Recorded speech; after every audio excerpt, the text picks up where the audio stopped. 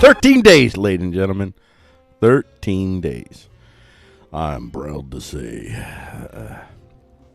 13 days in a row without a freak out. And I feel like today's a good chance that I'm going to make it 14 days in a row without a single freak out. I want to make a note, by the way, something you might see underneath. I put this on yesterday's show, and it'll appear. You see at various points. You see underneath there underneath where it says content free to use so long as Freako and Freako.com are identified as the creators. Just take a note of that. So if you want to mirror my stuff on your glorious, awesome channel with your gazillion followers and you make a gazillion dollars off of my video, as long as you've credited me, I don't care. Go ahead. Make money off of me if you want. As long as you make sure everybody knows that I created it. I don't really care. Because I live by the IP. I die by the IP, so to speak. All right. With that in mind, let's get ready for the show. Let's make our transition on over. What are we talking about today, ladies and gentlemen? What exactly are we talking about today? You know, I really need... You know what? Hold on one second. Yeah. Well, you know what? Never mind. I don't care. Let me tell you what the show's about. Today, we're going to talk about the mind is the belly and the belly is the mind. Black woman dead, black man charged after cops no-knock kill and wound. Neck tattoos that read your mind. The White House threatens to liberate research from paywalls, but it's just a tease. My digital Zen newscaster just exploded on Live State TV. Where do we get these stories? Well, we get these stories from our feeder sites that I run. Newsalike.com, the glitz, the odd, the under the radar, the hard to believe news at a glance. It's not feeder sites, link aggregate sites. That's what I'll call them. That's what they are. Then we get to Obamacare.tv, free market social engineering for the masses. And finally, pioneeringnews.com, tech, science, underground news links, and I assemble linkages from there in my little Intel kind of way, and then I send the best of the links over here, and I assembled them together for the 5 stories that I'm going to put together to create our news art for the day, which is No Knocking Our Way to Safety. That's No Knocking Our Way to Safety for Wednesday, May 27th, 2020. All right. Take a little bit of a pause here, and let's get the warning out of the way. How about we do that? We didn't do our warning, and we need to do the warning before we continue. Warning, the material you're about to be exposed to is foreign. The minds of individuals who are limited in their capacity to understand the actual reality of power around them, just as you and everyone else alive currently are. What you're about to hear are opinions, suppositions, gospel, or scientific proofs, not infallible certainties. Brace yourself for incoming opinions that could confirm or deny your preferential view of the reality of power. Brace yourself for fallible material, fallible opinions, and values reflected, but nonetheless variably firmly held. We do not apologize to anyone who bad. We do not apologize for daring to express our views and impressions of what we believe is and what we hope to see. We will keep talking so long as we are able. And now, Frico attempts to talk about the news without freaking out. That's the plan, ladies and gentlemen. That's the plan. That's always the plan. If I can get through the show without freaking out, it's always not as good a show as it could be. No, it's always a better show. Although I think some of you are just here to see, is he going to hit the wall today? Is he going to hit the wall? Maybe he'll hit it multiple times. Maybe he'll roll over. Maybe he'll be jettisoned from the car, his body on flames.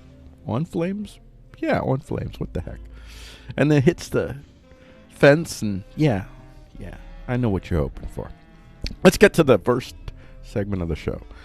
The first segment of the show is our top headlines. So let's, or our talk headlines. So let's record that. Are you ready, everybody? Now remember, content free to use, so long as Frico and Frico.com are identified as the creators. I wonder if I should say that the beginning and or the end of every segment as I record it, or every excerpt. Food for thought. Talk headlines. This is the talk headlines for Frico Talks the News on Wednesday, May 27th, 2020. Our headline for today, our top headline for today is The Mind is the Belly and the Belly is the Mind. The mind is the belly and the belly is the mind. I personally really love this story, and one of the reasons why I love this story is because, well, I have this theory, and my theory is that in time, we will come to, when we think of the quote-unquote mind, we will be thinking of the whole body.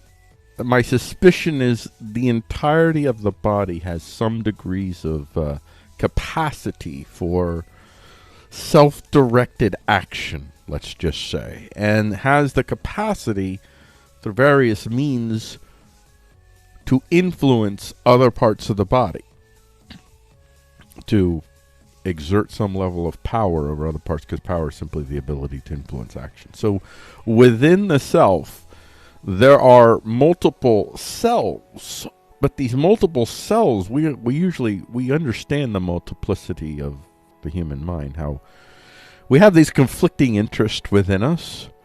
We all have seen multiple displays even within our own lives. We understand any time that you do something that you regret, that's evidence of, well, more often than not, it's an evidence of this inability of our humanity to completely harmonize itself to go in the same direction, because you find yourself driven in action which is counter to other, I think, dare I say the word, I hate the word in general, but authentically held preferences.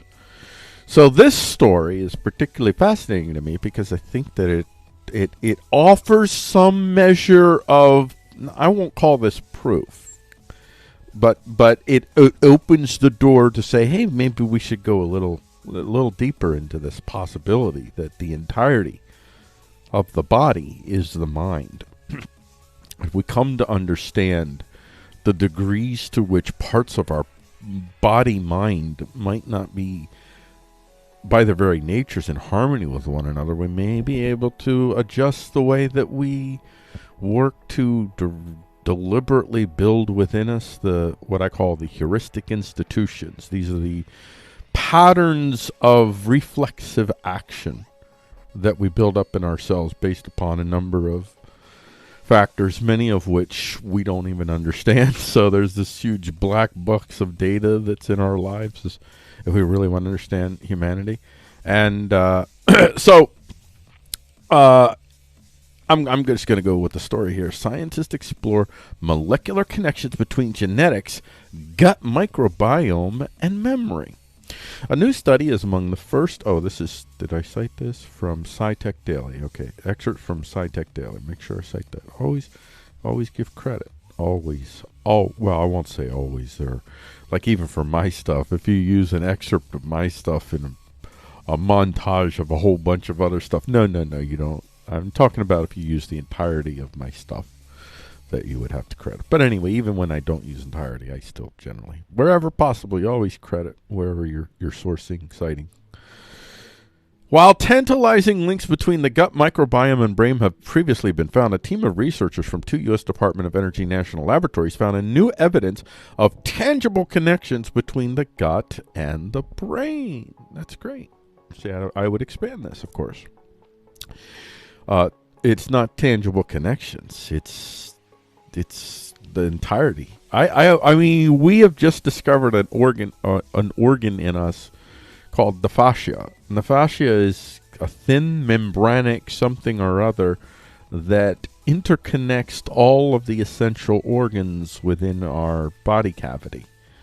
Now, I don't know if it's actually beyond the body cavity, but it's at least the body cavity. And I think that thing in and of itself is probably there's probably a lot of decisions being made about what you do in your life happening within the fascia, many of which there's decisions you do not consciously control.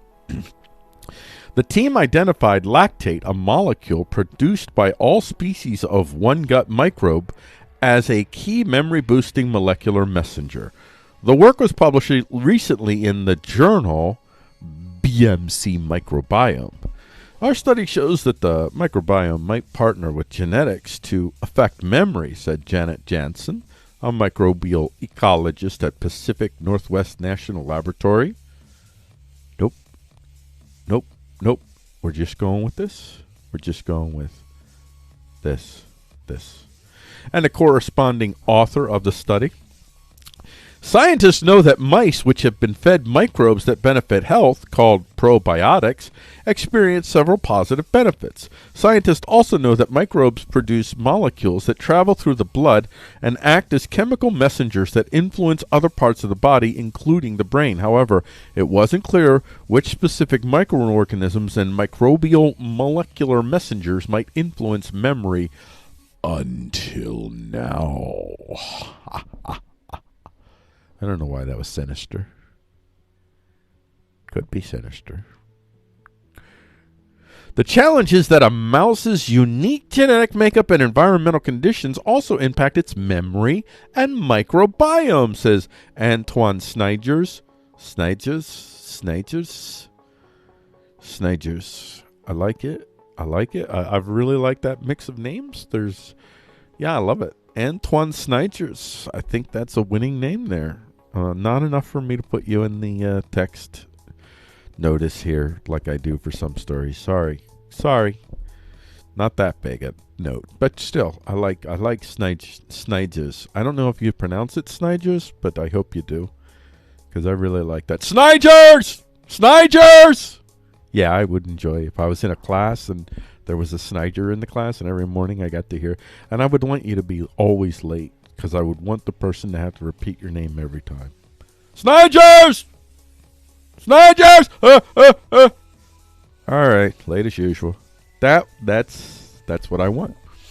A bioscientist at Lawrence Berkeley National Laboratory. And if you are not usually late, Snyders, I apologize. And if that's not how you pronounce your name, I also apologize. Well, I don't apologize for mispronouncing your name. No, I do. No, I don't. To know if a microbial molecule influenced memory, we needed to understand the interaction between genetics and the microbiome. Now, I think that they need to right away. The sentences are there. So my title: the mind is the belly, and the belly is the mind. I'm not making a connection between the mind and the belly, the gut, the body. I'm saying that the entirety of the body has some degrees of capacities, not to influence the mind, although they have this part.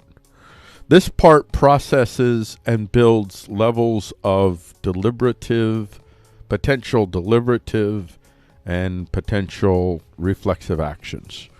But it's not the only part of the body that does that. We will begin to think of the brain as a part of the mind, not the mind being influenced by parts of the body. This is the transition that I hope science makes quickly, if I'm right. Although they may know things that I don't know that would say, no, dude, that's cute, but listen, you're thinking like a child. And I could be, because while I love science and tech in general, and obviously you watch this show, you know a lot of sci-tech stories on here. I love what it potentially can do to help us create, engineer, if you will, consensuality. I'm really happy about that, but I've never, of all the areas in my life that I've studied in any kind of scholarly sense, I've had always the most difficult time understanding science and tech. I'm a creative, artistic type, philosophizing type thinking person. So I could be talking out of my hat if you science and tech people listen to my theory, but my strong suspicion is, because I keep seeing things like this that keep suggesting that I'm not insane. So I really hope that some science tech people happen to hear some of these shows and start responding and giving me a sense of just how realistic some of my assumptions are, especially some key assumptions like that the whole body is the brain, the notion of creating the portable, being able to create your own portable AI buddies, and how much of a game changer that could be if we could give that capacity to humanity, if we could totally democratize democratize intelligence, basically democratize wisdom, counsel, democratize excellent knowledge of technical skills that can be explained or done, whichever the case might be, for any individual, regardless of their anything. Every individual on the planet has that capacity. What a game changer that would be. Imagine that. A world filled with everyone who no one could dupe anyone. Everyone's going to have to be like straight up with each other. And everyone's going to have the capacity to build some serious stuff to assure that you don't mess with them. It's going to be a beautiful thing. So I'm going to go back to what Janet Jansen says here. Our study shows that the microbiome might partner with genetics to affect memory. The microbiome might partner. I love that she says might, but also wish that they had more understanding. But what they say here is interesting. The microbiome might partner with genetics. See, I think we're going to find memory is probably also stored in a lot more places. When Carl Jung talks about the collective unconscious, I think what he was recognizing was essentially the fruit of the biological passing on of memory, which I think there's been other I don't know if we've studied it. I've covered those stories in other iterations that I've done throughout the years, but I don't think I've done it on Freako Talks News. But I've covered other stories that have explored these potentials for how it is that biology seems to you seem to be able to pass on memory biologically, even like simple organ, and they have found much more proof at a measurable level for simpler celled organisms, especially single-celled organisms. There seems to be some evidence for this transfer of memory biologically. So I think that we have just begun to scratch the surface as far as the complex. Like if you could simulate the human mind perfectly and create a digital mechanical version of the human mind that you can put into a robot, and the robot's body was totally a robot body, I think that what we are going to find out is that human mind, that perfect simulation of a human mind, which I don't think is possible for us to create, but just say we can hypothetically, that there's still going to be something that is not right about that robot that is clear to everyone. They won't be able to put their fingers on it, and some people will be able to do the math and figure out what it is, but initially they won't be able to pin it, but they'll know. Everybody will know what a robot is just by the way they act, because what we're going to find, I believe, is it is the totality of the whole body in concert and war. There's concert and war, and the war part is probably necessary. In concert and in war with one another, that is bringing about the actions that you end up taking. And we have just begun to scratch the surface of that. But this story, this exploration, just brings a little bit more, I'll say, I'll say it, a little bit more credibility to some of my claims that up until now, I'd say fair amount of people, when I share some of my ideas, just look at me like I just suggested that they eat baby heads for breakfast. Something like that. It's like, which is weird that we would, I mean, if somebody was going to eat baby heads for breakfast, I think I'd react a little bit worse than that. But I think most human beings, the initial reaction would be that, and then there would be stuff afterwards. So, at any rate, the challenge is that a mouse's unique genetic makeup and environmental conditions also impact its memory and microbiome. Yeah, and that's another thing that we're going to find out. Beyond ourselves, what is extended beyond us, that we may be very well capable, if memory is in the cells, we may be very capable of actually inheriting, I guess you could say, the memories of that which we consume. That could be possible. I mean, that's way out there, but there could be memory and I don't know. This thing goes some wild places. All kinds of sci-fi stuff that you could do with the whole notion of, like, if you could go into a room and literally suck up all of the cells in the room from the last 24 hours, the cells in the air from the last 24 hours, and You would have a mechanism that you would literally find, because some of these cells are going to be in some degree parts of humans that floated off, and you may be able to find like what you may have their memories, and you walk into a room, and I don't know how long these things would last. I'm just getting crazy here. Why not? But you walk into a room, I don't know how long these things last, and you could literally figure out you would know all of the details of all of the lives of all of the entities that were in that room in the last 24 hours that had memory storage in them. Like if it was a dog, cat, human, cockroach, whatever.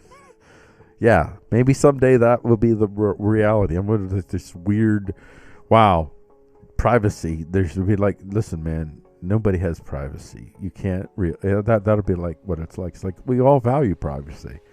We all look. That's one thing who knows? Maybe we'll come to.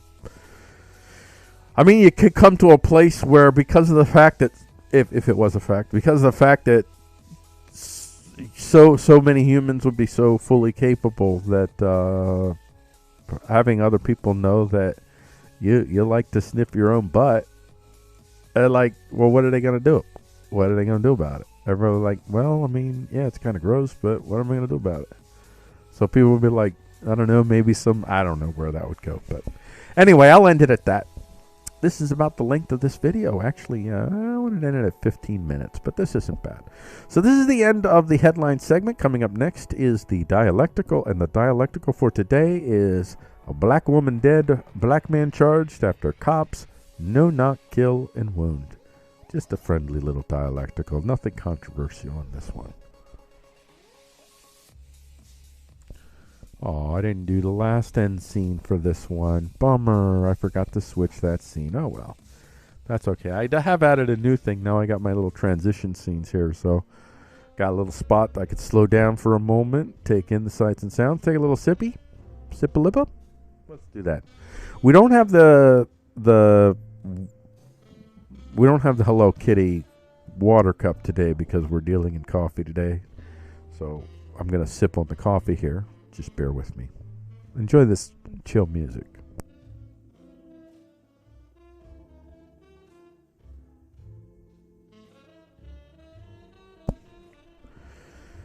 All right, let's get ready for the next segment.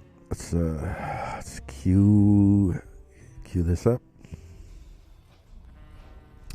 3, 2, 1. And this is the dialectical for Frico Talks the News on Wednesday, May 27th, 2020. I am Frico with Frico.com. Our dialectical for today is black woman dead, black man charged after cops no knock, kill, and wound. Thank you, Crooks and Liars, which is where we're going to get our little excerpt here today, for helping to make my case for me that the Second Amendment is a fundamental right of all Americans, including and especially disenfranchised Americans. And I'll add to that, physically disadvantaged Americans. Whichever Americans, whether you're a spindly male or a spindly female or a spindly they, if there's spindliness in your life and you're diminished small spindliness, then the Second Amendment is something that is a great... The Second Amendment is the ideational democratizer of force. And that is especially needed by any groups that are in any type of vulnerable positions, be they small numbers of individuals facing potential threats from larger numbers of individuals, or individuals who have diminished physical capacity compared to other individuals that might potentially threaten them. This is just simple physics, if you will, sort of. So the American right gave them a bit of a gift when they went crickets on the Maine, with some exceptions, on picking up the case of Breonna Taylor. That's this beautiful young woman here, right there. And Kenneth Walker, and it doesn't matter that she happens to be pretty, but she does happen to be pretty, but I think it's, I don't know, I shouldn't have noted that, maybe not, but I'm going to stick by it. She's a beautiful young woman, vital, lively, whatever, from what I've read a little bit about her. And that is a woman who is no longer alive. She's no longer alive because cops decided to execute a no-knock warrant based upon some level of evidence and material that may be... I'm not going to get into the particulars of the case as far as that goes, but I will note that... I'll get to it, but I do want to note, I want to make sure that this is the girl that you work with, or your daughter, or your friend. This girl, a couple of weeks ago, I don't know particularly when this happened, but no more than 2 weeks ago, was a vital member of our society. Beautiful, young, vital member of our society. She was alive and well. And now she is no more. And Kenneth Walker is the one, after all of this, the girl is killed by cops. And the man is charged. Not the cops. The man in his home, defending his home. So, this is the case of a slain former EMT and her boyfriend who now faces charges for defending his home from cops who entered on yet another no-knock warrant gone bad. Now, let me assure you, crooks and liars, Frico has long called for the restoration of the Second Amendment rights of all Americans, including and especially right now for our Americans trapped behind enemy lines in the ghettos and other disenfranchised lands where police do little to protect you from criminals with guns, but will arrest you and throw you in jail while threatening you with guns if you protect yourself from violence with guns. So I say, end the racist gun control laws. Stand with and for Breonna Taylor and Kenneth Walker. Black gun owners' lives matter. Beautiful young girl. Not with us. Because cops executed. Well, let's get to it here. This is Crooks and Liars, and I do want to say Crooks and Liars is very sensationalistic, and on the scale of journalistic credibility, they rate rather low. And I do not know all the potential details in this, but I'll unfold it here. The Breonna Taylor tragedy raises the question: do African Americans have Second Amendment rights? Of course they do. But when I see things on the right, again, not all the right, but the majority, again and again and again consistently, when it comes to black Americans, when they're in situations in which it's their gun rights,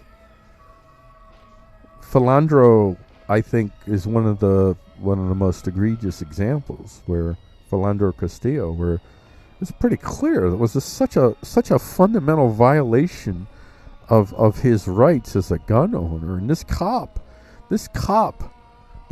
should have been turned over to that young man's family, and they could decide what to do with him. That's the way it should be.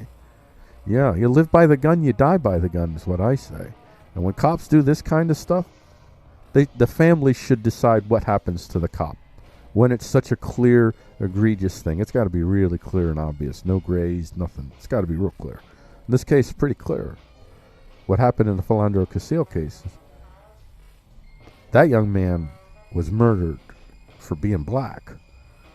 And he was murdered for being black because you just assume a black man with a gun, that's got to be a criminal. And I believe that many people on the right, I don't think they're all racist, but they have racist constructs within them that they still have yet to face. And some of those is, I think they have a heuristic institutional reaction to a black person with a gun, especially a black man with a gun, that makes them tend to side with the cops. They won't side with the cops as readily if it's a white man. And this is my instinct from the way I've seen them react. And again, I'm not interested. I'm as careful as I am when I talk about SJW authoritarianism, not to stigmatize all of SJW. I don't want to do that. I don't want to stigmatize conservatism either, any more than I'd want to stigmatize SJW. So I'm not saying all of the right is like this, but I do think this is one of their fundamental weaknesses. And they keep missing these opportunities. This is an opportunity we need.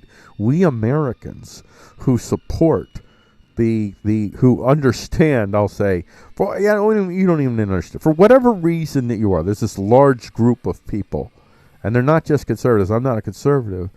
I'm not a progressive either. But there are progressives in this group too. There are conservatives, there's progressives.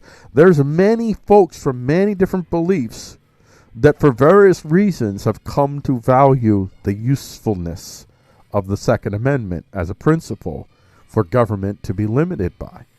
There's many, many people in that group. And we, in that group, we need and want desperately for Black America to be a strong supporter of that group. They don't need to sign on to all the conservative crap.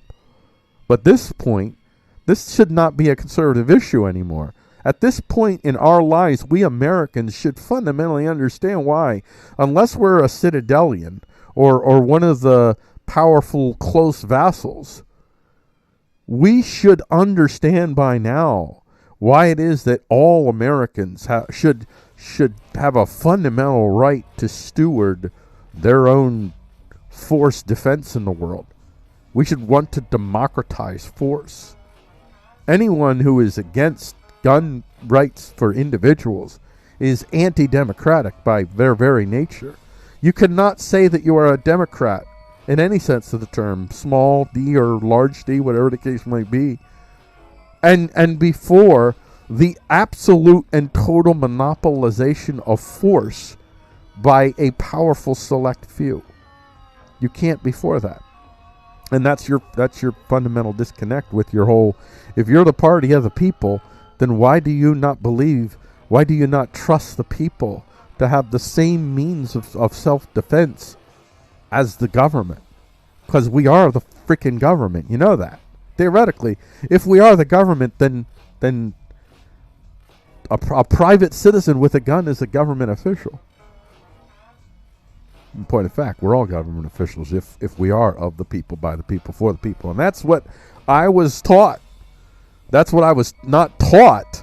More, I was told. That was the de facto agreement that was laid up. I didn't really give consent to that, so that's another issue. I won't get to that, but whatever it might be, I find myself reality of power for whatever reason at the very best cooperated into this arrangement, and now you're telling me that you support the arrangement being dead.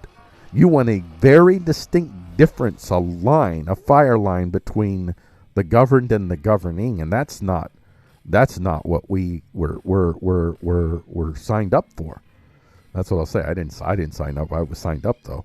That's not what we signed up for. So we actually have the papers and the receipts that say when you do that kind of stuff, what we actually, I view the Declaration of Independence as a legal and binding document.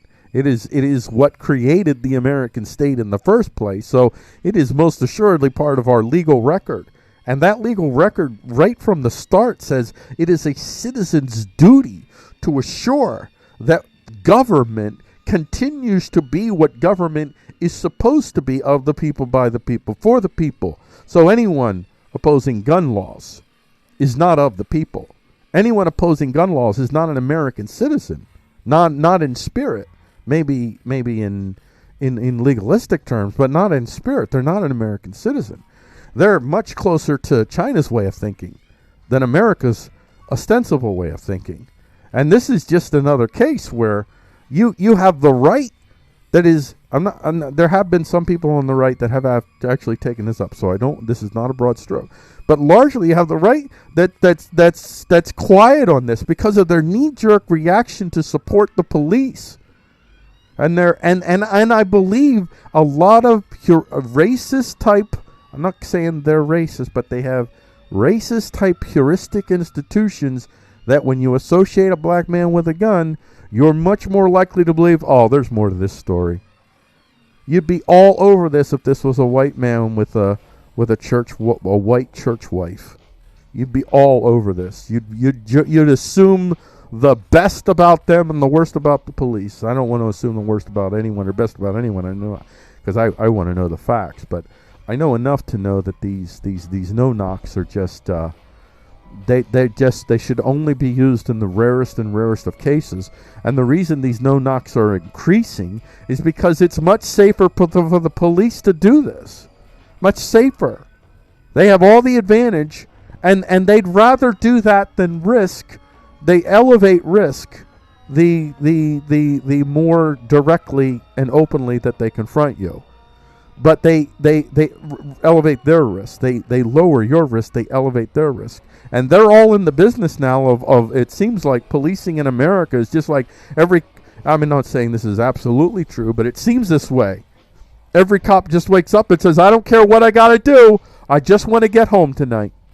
And if that means signing up for a no-knock warrant with very, very spurious evidence, it seems to me, against someone who doesn't have a track record, without a criminal record, you have no real reason to believe that this person is fundamentally violent. You just know they have a gun. That's all you need.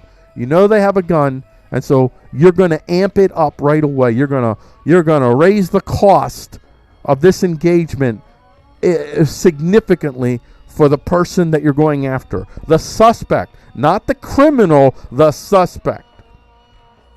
Breonna Taylor and her boyfriend, Kenneth Walker, were asleep in their apartment when just before 1 a.m. on March 13th, 3 plainclothes officers with the Louisville Metro Police Department arrived to execute a search warrant in a drug case. That's when you do that. 1 a.m., plainclothes, you show up.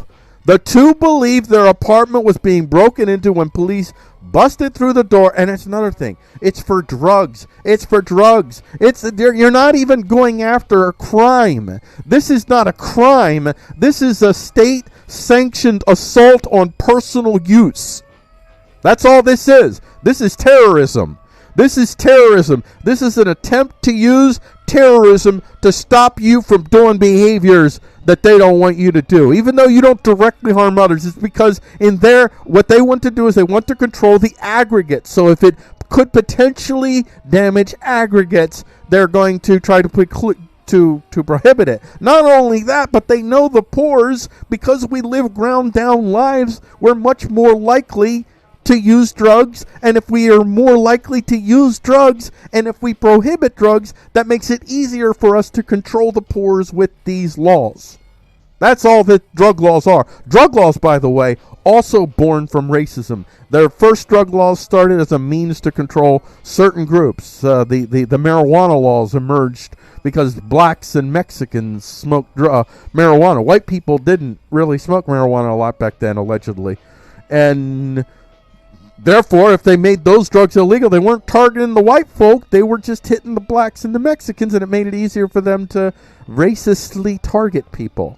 This is where drug laws come from. This is where gun laws come from. The first gun laws were aimed at preventing slaves from having guns. Make sure, hey man, we got to make sure the slaves, But some slaves needed to have guns for various reasons.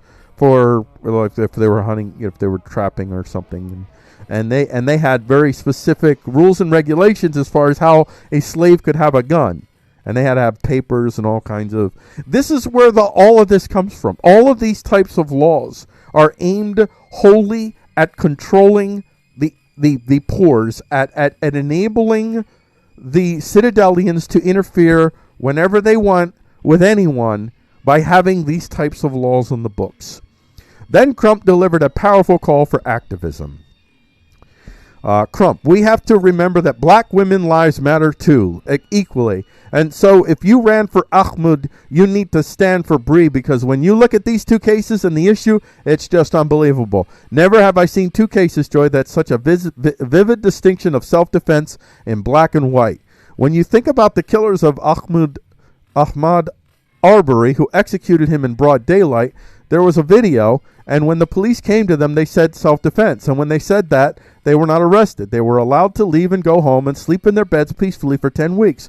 But then when Kenny Walker, who was in bed with Breonna, when the police came in plainclothes, we have to remember that they did not announce themselves. They called 911. They believed that it was a home invasion, that they were going to be burglarized. And so Kenny fired a single shot, and then police shot over 20 rounds.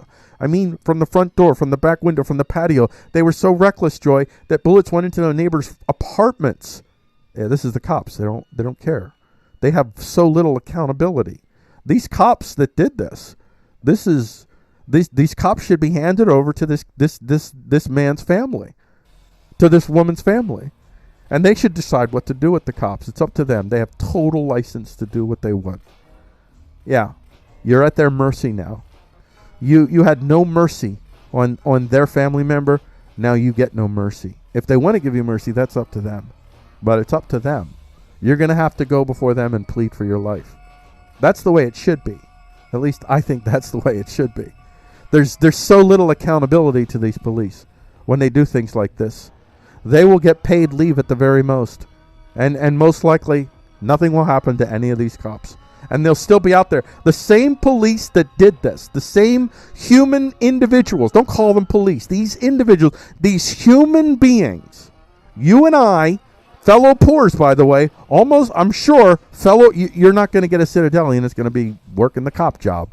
These are all the poors, fellow poors, doing the bidding of the Citadelians for their own petty aggrandizement.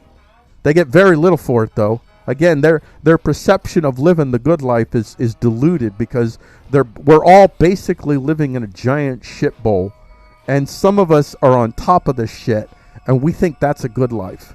And most of us are swimming in the shit. And so we're looking at the people that are top of the shit, and we're looking at them and we're saying, well, look at those privileged people. When meanwhile, the Citadelians are deciding whether or not to flush. That's the reality we live in. And these people, these meat machines, nothing will happen to these people. And the right, because you can't let go your heuristic institutional instincts to diminish blackness in your mind. Blackness is American. I mean, especially African American blackness is not the same as African. There's a lot of difference between the types of African people groups as compared to the African people group in America, which we call, the hyphenated African American.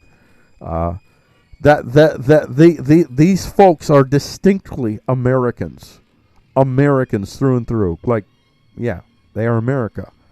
So you keep being quiet at the wrong times, righty rights. If you on this issue alone, you got other issues that I don't think a lot of black Americans go along with the right on, but this issue alone, you stand with black America consistently on this issue, strongly on this issue. And you will go, I don't know how far, but it'll go very far, at least, towards bringing black America into your world in this area. For black America to stop fearing the fear mongers that keep preaching gun violence, gun violence, gun violence. There's gun violence because you are disarmed, and if you try to defend yourself with guns that you have, even though you're not supposed to have them, they'll get you. You'll go to jail, and you know this, so you're paralyzed. And the people in your community that have decided to go the quote unquote lawless route, they know this. They know you're unarmed. You're sitting ducks. The reason you have gun violence is because you don't have enough guns. And by that I mean the criminals have plenty of guns. They don't need any more than they have. And by criminals I mean if you're dealing drugs, that doesn't make you a criminal to me. If you're dealing drugs and in the process of dealing drugs, you're shooting and robbing people, the shooting and robbing is what makes you the criminal. I don't care why you're doing it.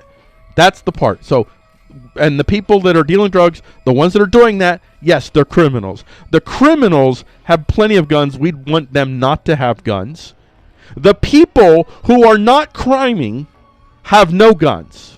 They're victims. They're sitting ducks. They're unarmed, and the police don't even go in those areas to protect them.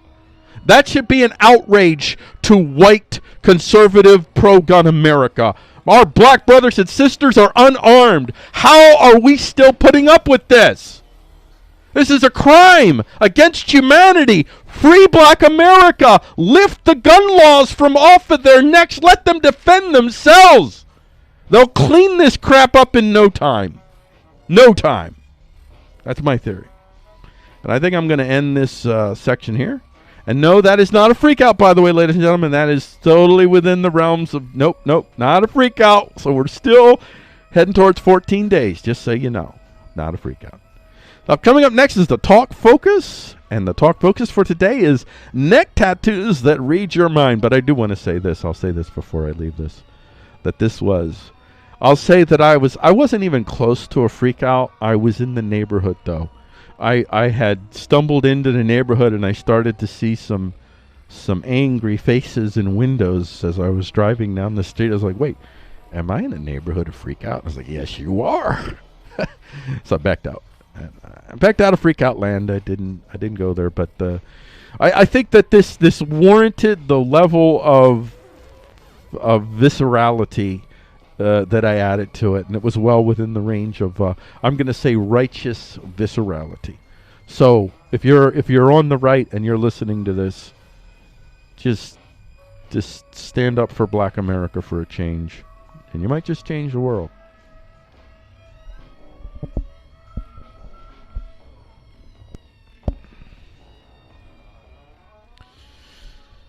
Well, I didn't even change any of the scenes. I just changed it to that one. But you know what? As it worked out, I'm actually okay with that. That actually kind of looked good for that. So that kind of fit for me. I don't know. I kind of liked it. All right. Let's get to the gotta get to the third segment. Oh, I didn't even say what the oh yeah, I did say it. That's right. All right. So this is the last segment of the first half of the show. So let's get ready in 3, 2, 1. This is the Talk Focus for Freako Talks the News for Wednesday, May 27th, 2020. I am Freako with Freako.com, and our top focus for today is neck tattoos that read your mind. That's right. Neck tattoos that read your mind. That's what we're going to get to today. So let's... Oh, yeah. The mark of the tattooed neck beast is coming, folks. And it will be able to read your mind and control every part of you. No, it will not. It will be able to monitor your biologicals, and it offers multiple useful medical applications. And no, it's not beastie at all. It's actually maybe kind of cool. Now, this is not the actual tattoo in question, but I felt like it fit. You do what you do. You do what you do. This is art. This is news art. It's what you do. This is news art. Brainwave. This is from digitaltrends.com, an excerpt. Brainwave reading temporary tattoos could take wearable tech to the next level. Now, which is better? Neck tattoos that read your mind, or brainwave reading temporary tattoos could take wearable tech to the next level? Digital Trends, call me. Call me. If you pay me enough, I'll write your headlines for you. If researchers at Austria's Graz University of Technology and a couple of other European research labs have their way, head tattoos may become the norm. Mind-reading, electrode-sporting head tattoos. And, like the old joke about the waiter and the fly in the man's soup, we're all going to want them.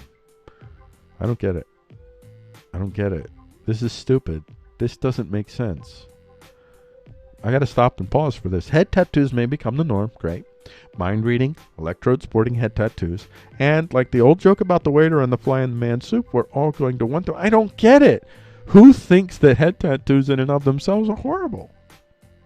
I mean, you might not prefer to have one, but it's not the same thing as finding a fly in your soup. I'm sorry. I can't give that to you. I can't. The fly in the soup, the joke and the fly in the soup, it's that it's totally gross and disgusting, and the waiter is just sloughing you off like passing it off as like an exclusive treat that he dropped in your soup, that he doesn't want to let anybody know your special treatment. No, there's no comparison. I wonder if after you wrote this article, you look back and you're like, oh man, that didn't really land. I mean, I've done that. So I'll give you a pass. Before we get any further, no, the tattoos aren't permanent. We use temporary tattoos like the ones for kids. Speak for yourself. I use temporary tattoos all the time. No, I don't. I'm just kidding.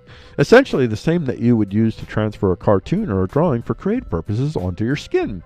Francesco Greco, associate professor at Universities of Institute of Solid State Physics, told Digital Trends. We use the standard tattoo paper as a substrate and then print on top of it circuits made out of conductive polymer using an inkjet printer.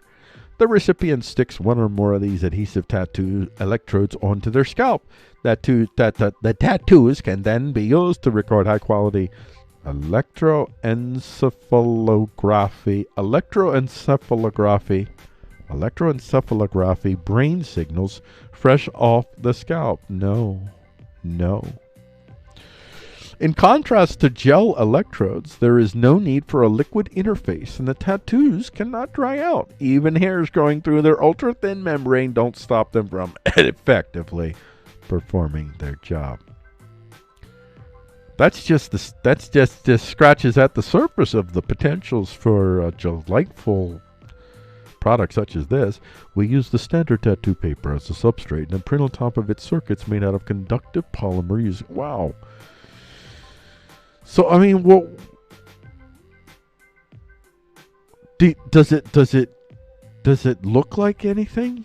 Tattoos can then be used to record high-quality brain signals fresh off the scalp. Essentially, right now, it's not really controlling you. It's just basically a recorder of data, and the data is your mind. It's your mind at work. Now,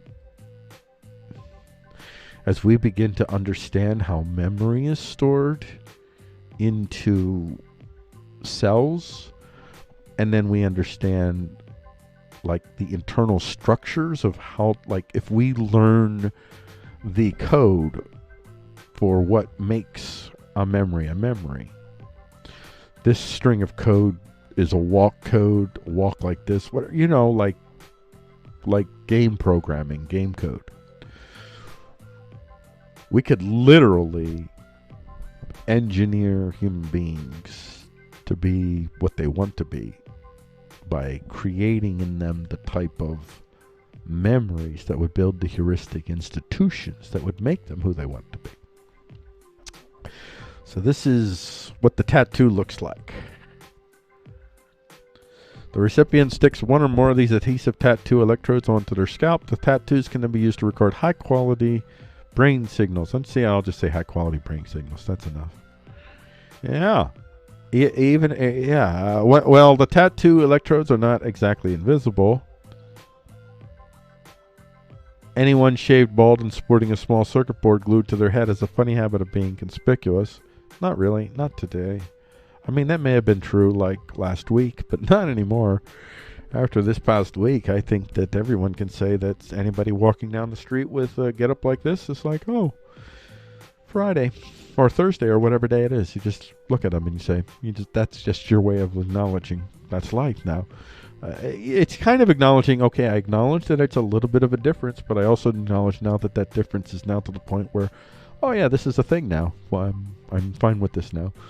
And I think that's where we're at with this. So if we see somebody walking down, we're going to look at that instantly and think, not there's a fly in my soup, but it's nothing to do with flies in soups, because this is not a distraction, a detraction. It's not a it's not poop in liquid, so to speak, because the flies eat poop, so that's poop. It's poop in your liquid. This isn't poop in the liquid. This is a glorious display of the power and might within you to possess the capacity to muster the resources to have this tool married to your skull that will enable you to become more self-aware of your own processes, which you can then use to condition yourself more in keeping with what you want to be rather than what you actually are. And I do believe that human beings have tremendous capacity to go far beyond what they are and to become what they want to be. To literally, like, I have this idealistic view of myself and I totally fail. And then you have a mechanism like this. Again, as I keep saying for tech in general, especially this type of invasive tech that owns your personal data, so to speak, well, literally, that you would want to be decentralized processes, technologies, open source technologies, in which the individuals have as much well, I hate that word sovereignty, as much stewardship, because sovereignty kind of implies ownership, and I don't believe ownership is actually biologically, materially, or philosophically possible. I believe stewardship is as close as we can get to ownership. Stewardship is an acknowledgement that you don't hold on to anything with permanence, but it does give you some level of, dare I say it, rights as a steward of whatever resources and whatever you have around you. But anyway, be that as it may, the whole notion of being able to engineer the self is fascinating. I want it. I love it. I've always, I will say since I was a kid, I've kind of developed a habit of assumptions that I can be what I want to be. But I understood if I want to be what I want to be, that it's a deliberative, it's a work, man. It's a work. It's discipline. It's drills, little drills that I prepared for myself to try to move myself to, at the time I didn't use the phrase heuristic institutions, but I was essentially, that's what I was really working on.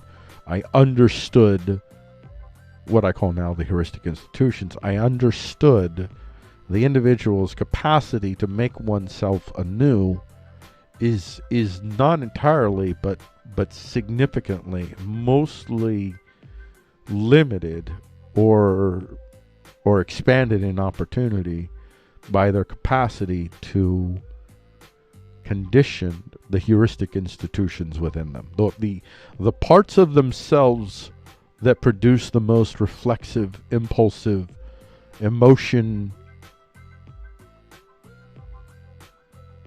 initiated actions. And with that in mind, I look at this as something which is highly, highly encouraging, and I am very much looking forward to seeing more developments with this, with all of the caveats that I gave it. And I would totally sport this thing, not just for health reasons. Now, for health reasons, this thing could do a lot. I could see even for myself, this would be incredibly useful. All the weird maladies that I suffer from that no one seems to ever figure out. If I had a mechanism like this that could so fully really process, and again, would I want that done? Would I allow that to be done in situations in which it's being administered by a central hub, and I know the data is going to a central repository? I don't think so. I don't think I'd sign up for that. But if it was delivered in a decentralized manner, in the tech was not centralized, not controlled by a select few, I would be totally embrace this. I'd want this. I'd want this in my life. I'd want to have all the knowledge that I would ultimately want to have all the knowledge, even though to some degree I would be really kind of frightened to possibly learn, oh, by the way, you have a ticking time bomb, even though they won't discover this. You have 3 months to live. Nothing we can do about it. You're toast. I don't know. That's possible, but I mean, I guess you got to face that possibility. That'd be kind of scary, but I think I'd still do it. I would still do it. So there you go. That's the end of this talk. The focus. Coming up next is our talk feature, and our talk feature is the White House threatens to liberate research from paywalls, but it's just a tease. I don't know. This picture just seemed really perfect for this. I don't know why. Just the whole just heartfelt, heartwarming. Just the whole Michael Jordan and the crying, and it just seemed to fit the title, which I wrote. The White House threatens to liberate research from paywalls, but it's just a tease. Well, that's coming up after the break. So stay tuned, because there's more. There's more on this channel, the Action Bots YouTube channel, if you're watching there, and there's more on the show if you're watching the live stream on DLive.tv. Freako. Oh, I haven't done that. Ah, crap. Whoop. Hold on. I know what I need. I need to use the transition. There we go. We're fine. Everything's fine. We're good. All right. Well, we got to the part of the show where I do the innie-outie thing. So I'm going to do that innie-outie thing right now. And that is the innie-outie thing is with the water. The liquidation. The liquid goes in, the liquid goes out. So I get a little bit more concentration of liquid going in because of the dryness and whatnots. And oh, by the way, just so everybody who has been following along, my acid reflux, I would say it is improving. I still have issues, still getting dry coughs. It's, when I remember, because I have acid reflux, I often have the dry cough because of the agitations. And so I don't know how many times I dry cough. It's like, oh, this shit, coronavirus for you. And who knows, maybe I have coronavirus right now. I have no idea, but dry cough is like part of my life. But it's been much better over the last couple of days, so let's hope that trend continues. And with that, folks, I say, well, I bid you temporary adieu. I bid you temporary adieu. Love overwhelms me. Love overwhelms me.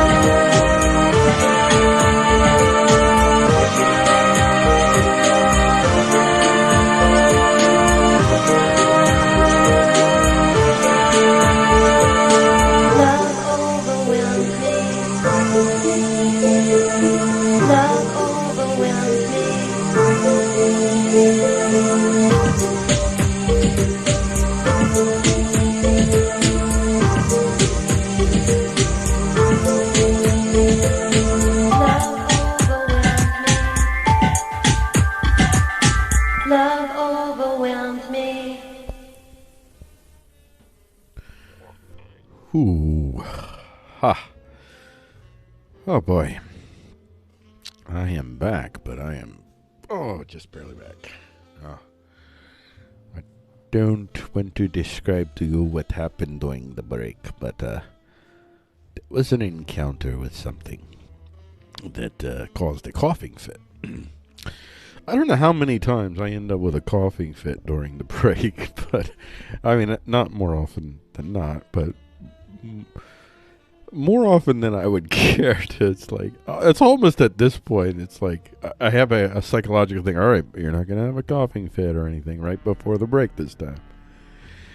And then it's like, it's almost like a wish fulfillment or a self-fulfilling prophecy. Yeah, that's it. I'm building heuristic institutions which are gearing my body to have a coughing fit at such a period of time, because it's so paranoid it's going to happen now, because it's happened this is like the fourth time I think it's happened since I've been on the show. Which in the scale thing is not that much, but anyway, I'm back. I'm here. I'm still alive. Everything's fine. And I tell you what, for all of those that are concerned already, because I'm sure I said some stuff, especially for those of you that love the cops, I'm sure you don't like what I have to say about policing. Just so you know, I'm not in any way, shape, or form this show, nor do I in any way, shape, or form advocate for violence as a means of recourse regarding how it is that we challenge the injustices currently going on in the world.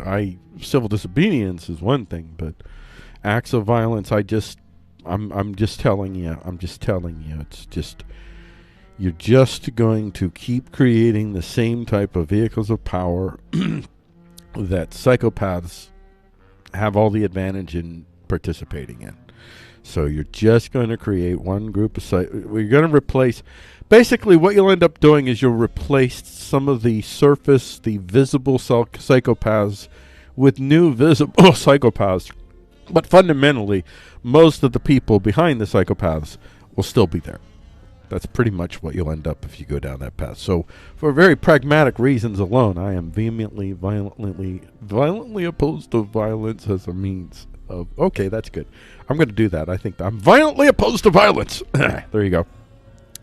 So I'm violently and vehemently opposed to violence as a means of creating the consensual exchanges that I've been preaching on the show. I guess preaching's a good word for it. With all that in mind, I do not like policing as an institution in America at all. I think it's fundamentally un-American at this point, and I think police officers, you are us, you are one of us, you're one of the poors. I'm just begging for you to wake the freak up and realize that you're being played too. Your lives are being diminished as well. You're not making out much better than us. So you need to snap out of it and just stop following all these orders.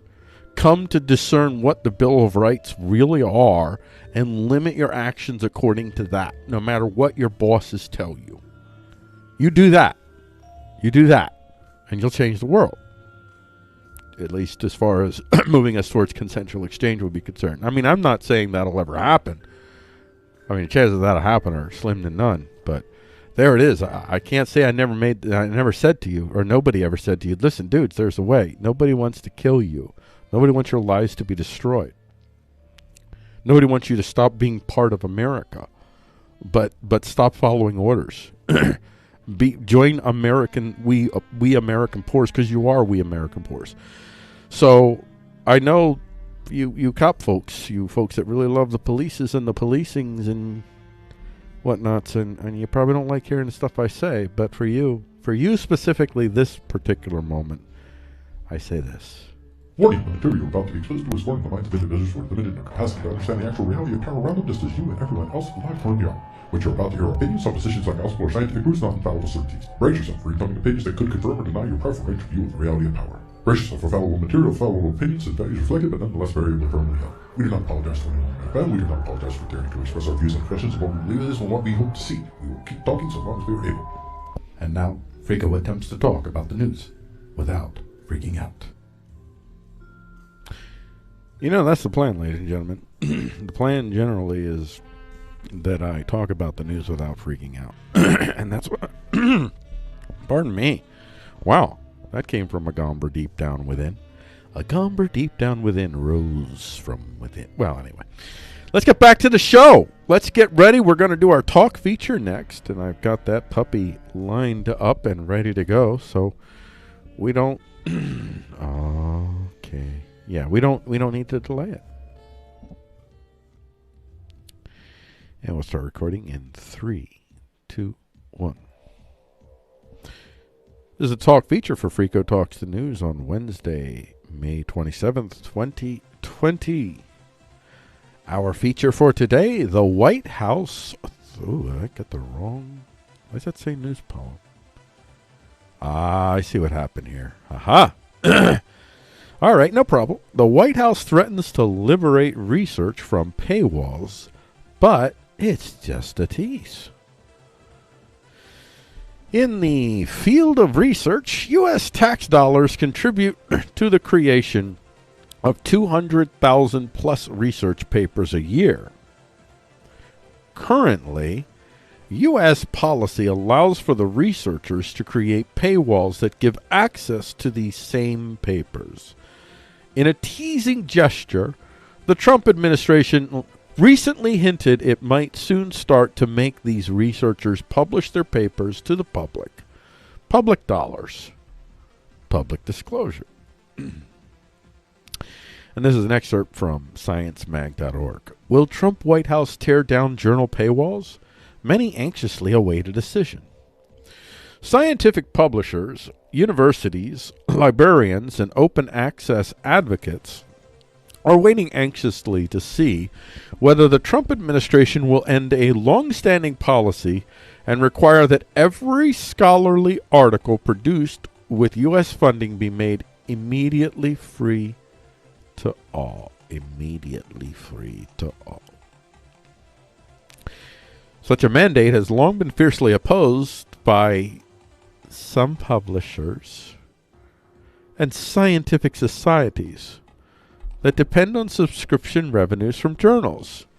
But critics of paywalls argue they are expensive and outmoded, and that tearing them down is the best way to advance scientific research. On the 6th of May, the deadline passed on a request from the White House Office of Science and Technology Policy or public comments on ways to expand public access to the fruits of federally funded research, including published papers, data, and computer codes. In February, the White House Office of Science and Technology Policy asked for input on the benefits and challenges of making the roughly 220,000 papers produced annually by U.S.-funded researchers immediately free on publication, and on effective approaches to making that happen. And then there you go, and you can click on the article and you can see. So the Trump administration is teasing. This is what it's doing here. Look at him. He's the little tease. Such a little teasy boy. And see, the teasy boy is this Michael Jordan. Why is Michael Jordan crying? Why? Why is he tearful? It is because he knows that this is a tease. He knows that this man is not going to deliver the full set. This is just going to be a peck and a go. He's going to be a peck. He's going to hand over his wallet. He's going to take his wallet, spend it on a whole bunch of stupid things, and then come back with his wallet empty. And then he's going to leave. There's going to be no overall payoff. No complete consolidation and cohabitation with the whole offering. This will not deliver the goods for Michael. MJ will be left. He'll be left with nothing. And he knows it. And he knows it. And yet, even though he's crying, he wouldn't be crying if he sussed him out and was like, oh, I know this guy's teasing. I ain't getting nothing from this. I'm walking away. He'd be like, he'd boss it. He'd own it. But he knows deep down, he can't resist. He can't resist. And that's what this is. This is old Donnie Boy's Look at everybody. Look, I'm going to make this possibly, maybe, possibly. Look, everybody, get excited. Get excited. Write the stories. Write the articles. Yeah.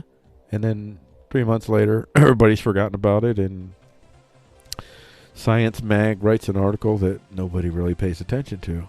Well, I do. Freako does, because Freako gets... What I do is I find those gems that that no one else finds. That's my claim. And I also cover the gems that everybody else finds too. I do those too, but this is one of these examples where nobody's talking about this, but it's pretty significant. It would be very significant if these papers were suddenly open to the general public. I can't imagine what I'd be like, boy in a candy shop with that. I mean, I get it. I wouldn't know what the aisles meant and what the candy meant, but I would enjoy it anyway. I'd be like, I don't get it, but okay, I'm eating it. You know, I'm cutting and pasting. I'm just a bundle of wonders that I would get from that. Imagine though the quote unquote amateur scientist, and amateur. I don't think that's a pejorative. I'm an amateur in a lot of ways. Amateur scientists, amateur engineers, whatever's, if they have access to this top level knowledge, that would be pretty incredible. So as you could probably gather, I am 100% totally for unlocking. I don't really care, publishers. You know how here, you know, as it so happens on this part right here, I should transition, but let me read this first. Content free to use so long as Freako and Freako.com are identified as the creators. See, now I do this fundamentally because I feel like I should represent what I claim as far as my view of IP and patent laws and whatnots. But strategically, I believe that if I ever start to build an audience and people start to use my content, I think what people are going to quickly discover is that my letting my content be used by multiplicities of individuals will have an overall tremendous net result for me in my life. I will have free marketing. Whatever money they make, it's like, okay, that's my budget that I spent for that advertising, and I didn't even have to spend a dime. They took all the risk. I assumed all the cost, did all the marketing for me. Okay, they made their money, great. Then they got paid for marketing. That's the way I view it. And these publishers, they obviously don't see the world that way, so I don't really care. Screw that. I don't care if they can't make a living. It's just because you can't make a living doing that particular thing is not a reason for us to continue to diminish the opportunity for significantly more individuals. Imagine what opportunities we would create for human beings that have the capacity to fully, like for me, it's a candy shop that I don't get it, but it tastes good. It'll taste good. It'll taste great. I know that, but I won't get it. I won't get it. Not even at a layman's level, probably. But other folks, they'll be in that candy shop and they're like, oh, this is the 12.3, 12.79. I always wanted to know what was behind that. Now I understand. This changes everything. And then they go into their labs and they produce the little mini railguns that can be created by anyone in their home with 3D printers using basic materials. It's a fantasy, okay? We're nowhere close to this. And they make that freely available to everyone. They open source the tech that allows people. They don't have to understand how you did it. All they got to understand is they plug that into their 3D printer. They got these resources, and they plug that in, and then bada boom, bada bing, Bob's your uncle. Everybody has a railgun that pretty much democratizes the force pretty instantly. I mean, that would be an extreme example, but yeah, these are the types of things. So if you're on my side, if you want to democratize tech, democratize AI, take it all off grid, so to speak. Allow there to be. There's still grids. We still need grids. We still need large-scale structures, I'm sure. There's still, especially when it comes to managing resources, there's still national and world structures we're probably still going to need to whether maybe we don't preserve, because maybe none of the structures that exist at those levels today we would want to preserve, but if we don't preserve them, we'll have to replace them with whatever they look like, national and world structures. So there's still going to be reason for the grid. I'm not anti-grid. I'm just saying that significantly the core dependence of your dailies, ideally, even for a nation state that wants to be invincible, like no other nation state could possibly ever invade it, ever challenge it. Yeah, not as far as invasion. We're not talking about. I'm not trying to build a offensive juggernaut. I'm trying to build a defensive juggernaut. A defensive juggernaut, a community, a 300+ million community of SJWs and America's firsters, all able to find structures to coexist in, thanks to the Bill of Rights. If we can create that, if we can have the peoples of the world regularly coming into our world lands, the best of the best, because I don't mean the best. I mean the best. Well, I guess it's unfortunate. It is only going to be the best of the best. We actually don't just want the best of the best, because some of these people that are not the best of the best, even if it's not them, maybe they're too far gone. Well, they'll never be able to be built up to have this opportunity to fully have been what they could have been. But their children could. So, I want America to basically continue to be the place where the world comes, until eventually, in my little fantasy, America is a defensive juggernaut, not an offensive one, and it shows the world that you can have a successful, happy nation state, even one that satisfies to some degree your citadelians. They're always going to have some degrees of citadelians, except in this world, the citadelians are millionaires, not billionaires. Probably there are probably very few billionaires in this world, not because of any laws. No, I don't believe in laws restricting anything as far as what you can earn. I do believe in if you have the structures that basically inevitably make it more difficult because of competition alone, competition that's not artificially impeded by laws and regulations that significantly favor one particular faction or another. That you can have that world, a world in which the rest of the world that's still operating under a far more authoritarian models will no longer have a justification for their very lives. I mean, that's a fantasy. So I took it out to the fantasy level, and I think I'm going to end it there. That's the end of this half of the show. Well, it's actually more than a half, because it's 3 segments and there's 2 segments on the other side. But let's just go with that. Let's just say that is the end of this half of the show. And coming up next after... Or, excuse me, it's not the end of the half of the show. I'm sorry. We're not at the break, okay? We're not at the break. We're actually coming up to the last section of the show. Wow, I forgot I took a break. Wow. Time flies, folks. Time flies. Coming up next is going to be the news poem, and the news poem today is going to be My Digital Zin NewsCaster Just Exploded on Live State TV.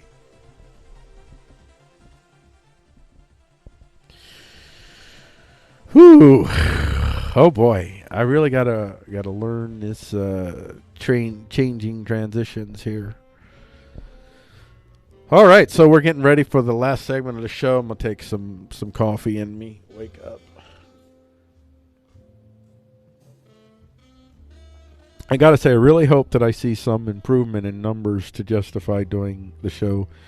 This is when ideally I want to do the show at 8 a.m. for me personally, physically, but I won't do it at this time if it's not ideally as far as hoping to even catch any audience. So we'll see if my numbers go from 1 to 2 average as far as live stream views. I'll be like, wow, you are a rock. You've doubled your audience in a week by shifting your time. That's how I'll couch it. I won't give I'll just give the numbers that I'll give is the 100% doubling of my audience in a span of 1 week just by changing the time. I'll be a genius, and it'll justify. Oh wow, my physical harmony is aligned, or my physical needs are harmonized with my market needs. That's what I'll tell myself. So, folks out there, make sure if you're watching this, if you just happen to stumble upon this, you're drunk one early morning and you're like, there's nothing crazy on at 8 in the morning. Oh, wait, look, this thing looks crazy. And if you're one of them people, you're listening right now and you know who you are, be sure you share and like and comment and spread the word so that I get the illusion. Just if I get like 6 or 7 people on this thing, in the overall, I will have, that'll be the justification. I'll have all the justification that I need to do this for the rest of my life. All right?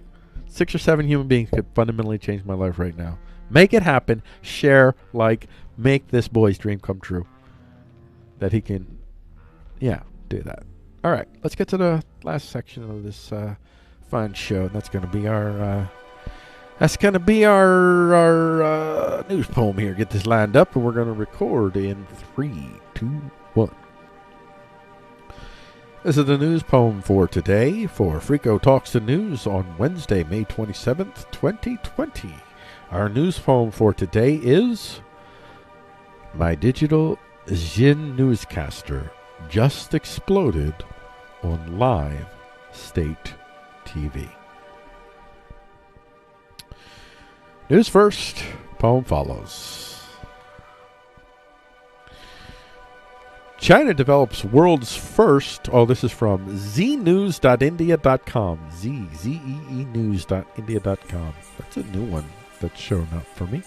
China develops world's first 3D AI news anchor which mimics human voice. Xinhao, a Chinese news agency, added an AI 3D news anchor to its lineup of virtual presenters, reported the Daily Mail. The Chinese Daily Mail, I believe. The AI 3D news anchor named Jin Xiaohui was jointly developed by Xinhao and search engine Sogou, which is a Chinese technology company specializing in web search. According to Sogou, the 3D anchor is modeled on Zhao Wanhui, a real-life reporter for the news agency. Her digital counterpart is brought to life by multimodal recognition and synthesis, facial recognition, and animation and transfer learning, reported the Daily Mail. So, you're not Zhao Wenhui. You are only Jin. Jin. Jin, Jin, Jin. Hear me now. Jin, Jin, Jin. Jin from Jin. Come on. Why'd you do that? Why'd you do that? Come on. Yeah, come on. You know what? I don't care. I'm going to forget that. Don't ruin my poem. All right. Are y'all ready for the poem part? Because that was the news part. That's the poem part. And that's why it's a news poem. My digital Zin Newscaster just exploded on Live State TV. Jin, etched across the skin. Jin, the anthropomorphics in the stew. Jin, the opera and the digitals. Jin, oh Jin, the lips meander towards the coil of near girl sheen, clean. Jin, the party extols the virtues, the drama undone. No body in the body you hold. Telling you the foreigners are destroying our failed plans. I mean, destroying our plans. Plans, Jin, must control.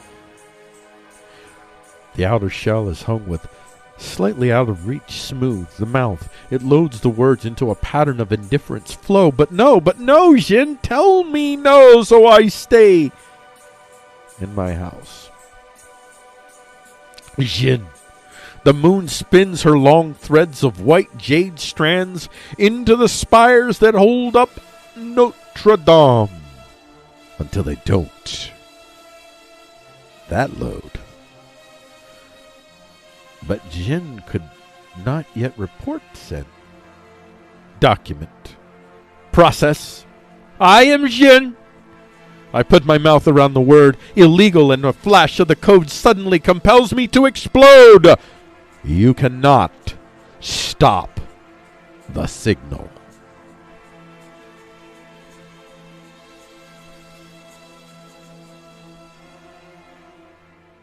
Darn it. That face didn't work. I was trying for it. Didn't. I ended up doing a duckbill face. I don't know what that was. I was trying to go. I felt like I should. You cannot stop the signal. In my head, I don't know if you got that, but in my head, what happened there was Jin was, I guess, some rebels got some code into Jin, and then at the moment that she was designed to, she spilled the beans. She just revealed all the secrets before they could shut her down. That's the scenario in my head. Yeah, I guess this is a Cinepoetic as well. I should call this a Cinepoetic too. This is my second Cinepoetic I've ever written, I guess. I should call this a Cinepoetic. And I got a little typo there too. I thought about as I got to that part, do I keep glossing over that? Or do I just want to load that there. Exploded. Anyway, it's one of these happy mistakes because I like the way that looks. Exploded. And that's going to be the end of this segment, ladies and gentlemen. I thank you very much for watching this news poll.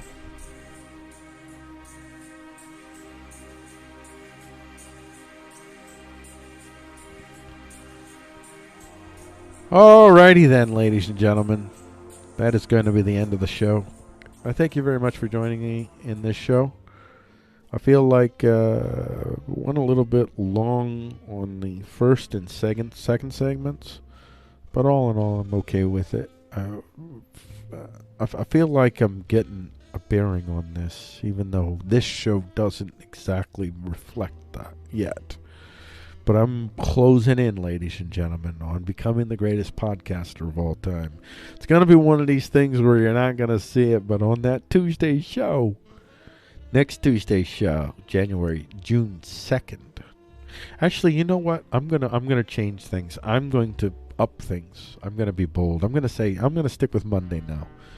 Because Monday, June 1st is a very special day in my wife and I's life, and I'm just going to say in a very delicate manner, Monday, June 1st is a day that we have experienced with a very vivid memory, and within recent years, I won't say anything beyond that, we experienced a day of interactions in multiplicities that produce the heights of the heights of the heights of the heights of the heights, the glory and the wonder and the awe of commingling. And so it would be fitting to me if that was the day that I also became the greatest podcaster of all time. So with that being said, I am upping the ante, and even though technically, because Monday we didn't do a show because it was a Memorial Day holiday, technically, by all rights, in terms of the amounts of shows, Tuesday would be the day. I am putting this on me. I'm going to accelerate the plan. Monday, I will be the greatest podcaster of all time. Now remember, Monday is the day that I become the greatest podcaster of all time, but it's another 4 weeks before the rest of the world discovers it. But it'll be about 4 weeks after that. Not about exactly 4 weeks. I've worked out the math. And I think that I've developed a plan that was very realistic and humbling. It was humbling for me to design it in a way that it would take this long to get this far. But that is what it is. That's part of the overall perfection of the plan, really, in simplest terms. So at that rate, I think it's time for me to say goodbye to all of you guys. I appreciate all of you very much. I appreciate all of the people that took the time to watch the show, and also I particularly appreciate the people that did not take the time to watch the show. Really appreciate you.